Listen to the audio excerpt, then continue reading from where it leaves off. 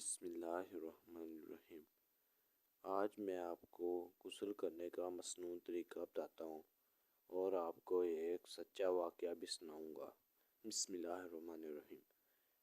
Number 1، پہلے دونوں ہاتھ دھوئے جائیں۔ نمبر 2، پھر بائیں ہاتھ کے ساتھ اپنی شرمگاہ کو اچھی طرح صاف کرے دھونا چاہیے۔ بعد میں ہاتھ پاک مٹی یا صابن وغیرہ سے صاف کریں۔ نمبر 3، پھر نماز کی طرح وضو کرنا چاہیے اور پاؤں غسل سے فارغ ہونے کے بعد دھونے چاہیے۔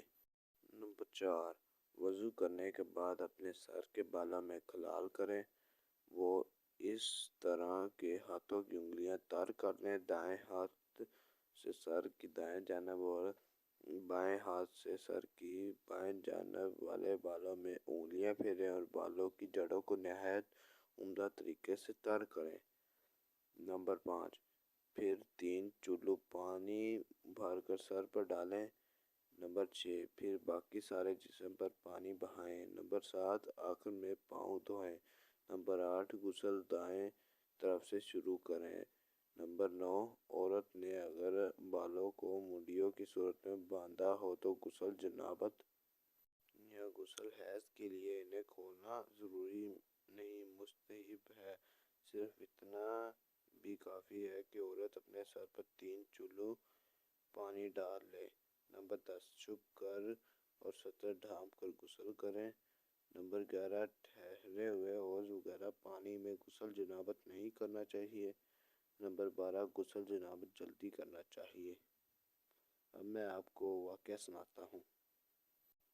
ہمارا ایک پڑوسی وفات پا گیا۔ ہم نے اس کی تجہیز و کفن کے لیے جب قبر کھودی تو اس میں سے بلی کی مشابہ ایک جانور نمودار ہوا۔ اس کو قبر سے بھگانے کی بہت کوشش کی گئی لیکن وہ نہ بھاگا۔ گورگن نے کدال اس کی پیشانی پر ماری مگر پھر بھی نہ بھاگی۔ مجبور ہو کر دوسری قبر کھودی گئی۔ اس قبر میں بھی اسی طرح جانور نکل آیا اور کسی طرح سے بھی وہ جانور وہاں سے نہ ہٹا۔ ہم مجبور ہو کر تیسری قبر کھودنے لگے۔